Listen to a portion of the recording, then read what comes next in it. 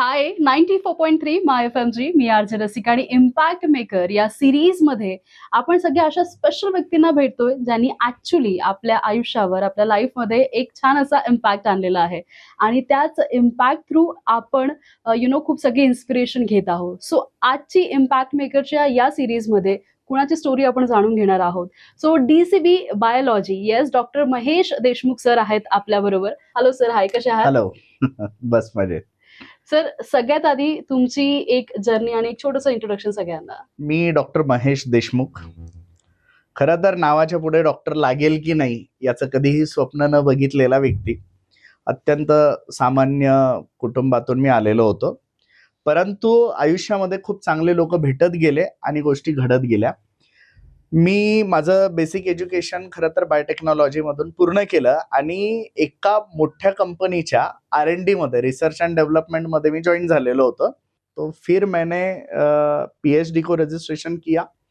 जब PhD को registration कर रहा था तो रिसर्च के लिए मैं बहुत अलग अलग जगह पे घूमा और फिर मैंने देखा कि यार इंडिया में रिसर्च का ट्रेंड नहीं है. ड्यूरिंग माय रिसर्च जर्नी मैं ये हमेशा सोचता था कि यार अच्छे साइंटिस्ट बनने चाहिए, और फिर उसको सोच के मैंने ये देखा कि यार हम लोग बच्चों को ये जानकारी देंगे, इस लेवल पे अगर बच्चों से बात करेंगे, बच्चों को पढ़ाएंगे, बच्चों को सिखाएंगे तो शायद आने वाला समय चेंज हो सकता है. तो इसके लिए हमने DCB बायोलॉजी ये कोचिंग इंस्टीट्यूट शुरू किया, जिसमें हम लोग अच्छे डॉक्टर्स तो नो डाउट बनाते हैं, हम लोग अच्छे रिसर्च साइंटिस्ट बनाने के लिए भी ट्राय करते हैं. जे पॅरेंट्स असतात राईट, ते खूप अपेक्षा घेऊन मुलांना मुलींना येतात राईट. येस. मग DCB बायोलॉजी त्या अपेक्षा पूर्ण करण्यासाठी काय वेगवेगळे प्रयत्न करतात? मुळात हा प्रश्न फार वेगळा आहे. म्हणजे पालकांच्या अपेक्षा. खरं तर आम्ही आत्ताच एक काउन्सिलिंग सेंटर पण सुरू केलेलं आहे, DCC Deshmukh centre for counselling या नावाने. मुळामध्ये आजकाल आपण पालकांच्या तोंडून जर ऐकलं तर पालकांचं म्हणणं काय असतं, जो हम नहीं कर पाए वो हमारे बच्चे कर पाएंगे, है ना. म्हणजे मुळामध्ये मुलांच्या खांद्यावरती पालकांच्या स्वप्नांचं ओझं आजकाल आपण टाकतोय. म्हणजे मी डॉक्टर नाही बनू शकलो मग माझा मुलगा डॉक्टर बनेल, मी इंजिनियर नाही बनू शकलो मग माझा मुलगा इंजिनियर बनला पाहिजे. मुळात पालकांनी अपेक्षा करणं, पालक एक अपेक्षा करू शकता कि मेरा बच्चा बेस्ट किस चीज में है, मैं वो चीज के लिए उसे एनवायरमेंट बना के दे दूंगा. मग काउन्सिलिंग सेंटर हा आयडिया मुळात कुठून आला आणि का करावंसं वाटलं परत सुरू? अर्थात हीच एक महत्वाची गोष्ट होती. म्हणजे आता आपण जे बोलतोय की पालकांच्या अपेक्षा, आणि त्यामुळे मुलांमध्ये येणारं डिप्रेशन, मुलांमध्ये येणारं फ्रस्ट्रेशन, म्हणजे तुम्हाला, म्हणजे मला हे बोलतानाही त्रास होतो. आम्ही असं बघतोय की मुलं 4-4 वर्ष रिपीट करतायत. अर्थात कोणालाही डिप्रेशन येऊ शकतं की यार मैं कर क्या रहा हूं, आणि म्हणून पालकांना आणि विद्यार्थ्यांना योग्य वेळी योग्य मार्गदर्शन होणं फार गरजेचं आहे. म्हणजे आपण बऱ्याचदा पेपरमध्ये वाचत असतो, दुर्दैवाने आपल्या आजूबाजूला बऱ्याचदा या गोष्टी घडतात. कित्येक मुलं आत्महत्यासारखं टोकाचं पाऊल उचलतात. म्हणजे आपण कोटामधल्या बातम्या ऐकतो, इव्हन आपण छत्रपती संभाजीनगर मध्ये सुद्धा विद्यार्थ्यांनी आत्महत्या केलेल्या बातम्या आपण वाचलेल्या असतील.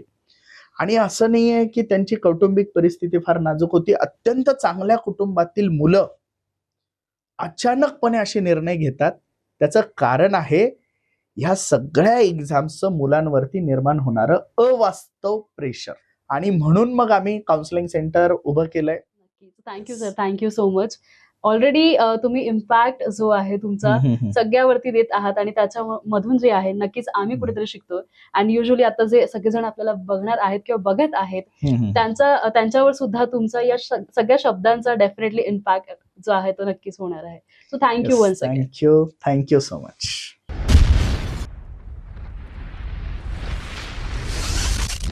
हाय 94.3 माय एफ-एम वर मी आरजे रसिका तुमच्या बरोबर. आणि इम्पॅक्ट मेकरच्या या सिरीज मध्ये आपण अशा पर्सनॅलिटीजना भेटतोय जे ऍक्च्युली आपल्याला इन्स्पायर करत आहे. अँड राईट नाव मी आहे MIT हॉस्पिटलमध्ये. डॉक्टर राजू मुंडे सर आपल्या बरोबर असणार आहेत आणि आहेत त्यांच्याशी आपण खूप सगळ्या चर्चा करणार आहोत. हॅलो सर, नमस्कार, कशा आहात तुम्ही? नमस्कार मॅडम, कशा आहात? आम्ही खूप छान आहोत. सर, थोडक्यात सगळ्यांना तुमचं एक इंट्रोडक्शन. नमस्कार, मी doctor Raju Munde, endoscopic spine surgeon, MS orthopaedics. मी 9 ते 10 वर्षांपासून छत्रपती संभाजीनगर येथे MIT हॉस्पिटल N4 सिडको येथे कार्यरत आहे. सर, बऱ्याच वेळेस असं असतं की सगळ्या साधारण लोकांना. आता एंडोस्कोपी स्पाइन सर्जरी म्हटलं की येतं टेन्शन. नेमकं काय आहे हे प्रोसेस, काय आहे? एंडोस्कोपिक स्पाइन सर्जरी म्हणजे मणक्याची दुर्बिणीद्वारे शस्त्रक्रिया करणे. यामध्ये वेगवेगळ्या पद्धतीने शस्त्रक्रिया केली जाते. तर त्यामधली जी सर्वोत्तम पद्धत आहे फुल एंडोस्कोपिक स्पाइन सर्जरी, ती आपल्या MIT हॉस्पिटल येथे केल्या जाते. तर ही सर्जरी जी असते फक्त एका छिद्रातून केल्या जाते आणि ते छिद्र एक पेन जाईल एवढ्या छोट्या छिद्रातून केल्या जाते. त्यामुळे कोणत्याही प्रकारचे स्नायू, लिगामेंट्स, बोन, नस यांना कोणती इजा न करता ही शस्त्रक्रिया केल्यामुळे शस्त्रक्रियेनंतर रुग्णाला कोणताही विशेष त्रास राहत नाही व रुग्ण काही वेळेनंतर, काही तासानंतर लगेच चालायला लागतो. नक्कीच. आणि मग याच्यामध्ये सर कोणकोणत्या सर्जरी ज्या आहेत त्या शक्य आहेत आणि इतक्या वर्षाचा ओके. तुम्हाला अनुभव आहे आणि त्यात या अनुभवामध्ये काहीतरी असे पेशंट असतात ना, जे कायम लक्षात असतात. तेही हो. जर तुम्ही सांगितलं तर. हो. तर या सर्जरीमध्ये मानेपासून कमरेपर्यंतच्या सर्व प्रकारच्या शस्त्रक्रिया करता येतात. जसं की कुणाचा सर्जनचा अनुभव किती आहे, त्यामध्ये त्यांनी आतापर्यंत किती शस्त्रक्रिया केलेल्या आहेत, त्यानुसार ते कोणकोणत्या शस्त्रक्रिया करतील त्यावर अवलंबून आहे. तर अनुभव जर जास्त असेल तर ते सुरुवातीला कमरेच्या शस्त्रक्रिया करतील, एका मणक्याची शस्त्रक्रिया करतील. पण दुर्बिणीद्वारे जे असतं, जेव्हा अनुभव वाढला तर एकाच छिद्रातून 3-3 मणक्याच्या शस्त्रक्रिया सुद्धा करता येतात आणि त्या खूप चांगल्या प्रकारे होतात. त्यांचा अनुभव वाढला तर इन्फेक्शन सारख्या, कॅन्सर, ट्यूमर सारख्या मोठ्या शस्त्रक्रिया सुद्धा दुर्बिणीद्वारे केल्या जातात आणि अजून अनुभव वाढला तर मानेसारख्या नाजूक ठिकाणच्या शस्त्रक्रिया सुद्धा एंडोस्कोपिक स्पाइन सर्जरीने केल्या जातात.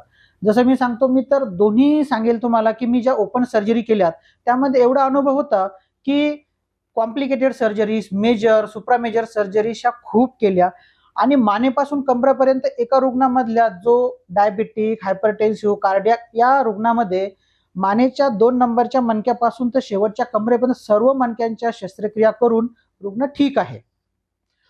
त्याच प्रकारे एंडोस्कोपिक स्पाइन सर्जरीमध्ये सुद्धा एक खूप वजनाचे पेशंट असताना, ज्यांचं ऑलमोस्ट 1.25 क्विंटलच्या आसपास वजन असताना ती जेव्हा सर्जरी केली, त्यामधून रुग्णाला जो काही आराम मिळाला, तर ती खूपच आनंददायी बाब होती. नक्कीच sir. Thank you so much for inspiring us. कारण की एक तर टफ आणि टफ गोष्टी आहे आणि त्यातही स्पाइन जो आहे तो हेल्दी राहिला पाहिजे. त्यासाठी या छोट्या-छोट्या गोष्टी आमच्यासाठी फार महत्त्वाच्या आहेत. So thank you once again. Thank you madam. Thank you very much. Thank you all of you.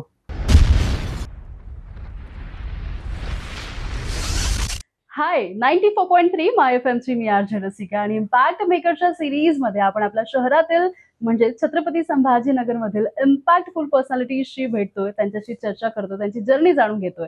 So right नाव मी आहे JJ+ हॉस्पिटलमध्ये आणि माझ्या बरोबर आहेत डॉक्टर जीवन राजपूत सर. हॅलो सर, हाय, कशा आहात? हॅलो.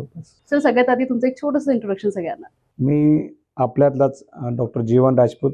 माझं वजापूर तालुक्यामध्ये छोटंसं गाव आहे बेंदवाडी म्हणून, तिथे माझं शिक्षण झालं जिल्हा परिषदचं आणि आता मी एक न्यूरोसर्जन म्हणून छत्रपती संभाजीनगरमध्ये पूर्ण मराठवाड्यामध्ये JJ+ हॉस्पिटल या दवाखान्यामध्ये मी कार्यरत आहे आणि आपल्या सेवेमध्ये दररोज आपल्याला हजर असतो. सर, प्रत्येकाच्या आयुष्यातले काहीतरी टर्निंग पॉईंट असतात.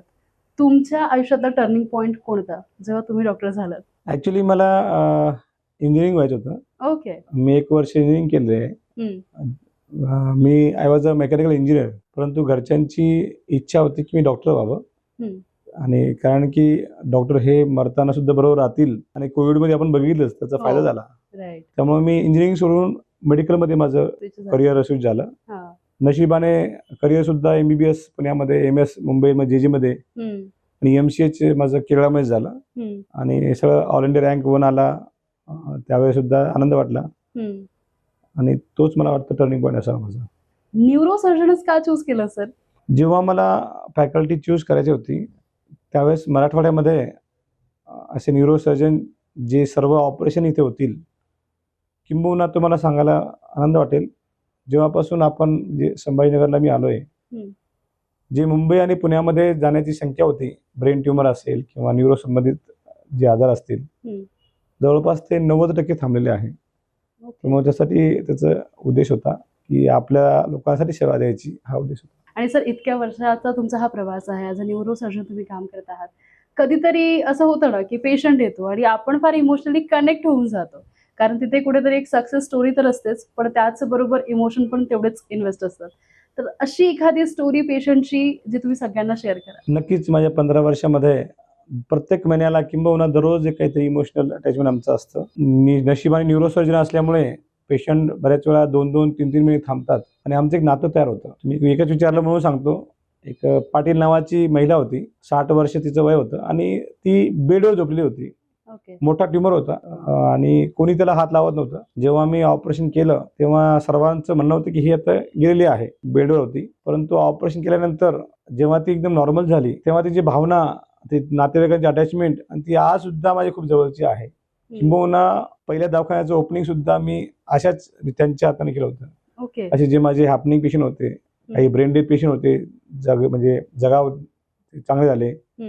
एक पेशंट आपल्या सर्वांना माहीत असेल, ज्याचं बाण इथून घुसला होता आणि दुसऱ्या बाजूला निघाला होता. तो सुद्धा म्हणजे कमांडिंग पेशंट होता. अशा पेशंटच्याच हाताने आपलं दवाखान्याचं ओपनिंग केलं होतं. त्यामुळे दररोज आमचं हॅपनिंग असतं आणि खूप सारे असे मेमरीज आहे आपल्या. आणि एक गोष्ट तुम्हाला विचारायची आहे, कारण की काय आपली सिटी म्हणली, तुम्ही खूप इम्पॅक्टफुल पर्सनॅलिटी ऑलरेडी आहात आणि that's why you are impact maker. तर आपल्या सगळ्यांना, म्हणजे जेवढेही लिस्टन आपल्याला बघत आहेत, ऐकत आहेत, त्या सगळ्यांना काय मेसेज तुम्ही कन्वे कराल? मी आपल्या सर्वांना एक सांगतो की बदल हा स्वतःपासून करावा लागतो.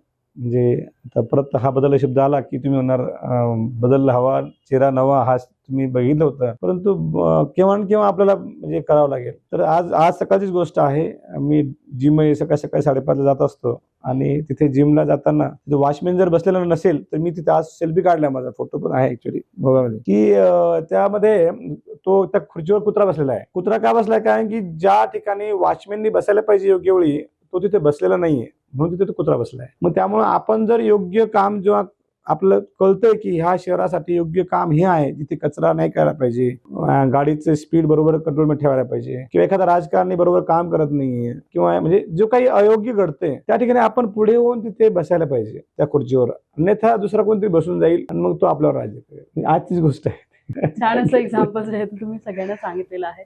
Thank you so much sir.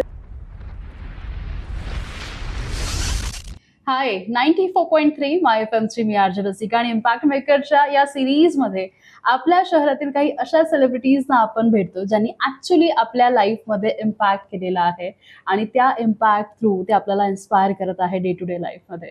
So right नाव आपल्या बरोबर आहेत राधास्वामी गाऊन हाऊसचे तुषार जाधव सर. हॅलो सर, हाय, कसे आहात तुम्ही? हॅलो, एकदम छान. सर, सगळ्यात आधी तुमचं एक छोटंसं इंट्रोडक्शन सगळ्यांना. तुमची ही जर्नी जी आहे ती ऑफकोर्स खूप मोठा इन्स्पिरेशन बरोबर आहे. तर ती एक इन्स्पिरेशन आणि तुमची पूर्ण जर्नी सगळ्यांना ऐकायला नक्कीच आवडेल. माझी जर्नी स्टार्ट झाली 2000 मध्ये, जेव्हा मी माझं 10th कम्प्लीट झालंय. बिझनेसमध्ये माझा येण्याचा एक ऍक्सिडेंट असं झालाय की 10th मध्ये थोडासा मार्क अपडाऊन्स होत आहे. तर थोडासा वडिलांचा इंटरेस्ट होता की तू बिझनेसमध्ये कॉन्सन्ट्रेट कर आणि कंटिन्युअसली सोबत सायमल्टेनियसली दोन्ही पण गोष्टी चालू ठेव. मी 2000 पासून या बिझनेसमध्ये आहे.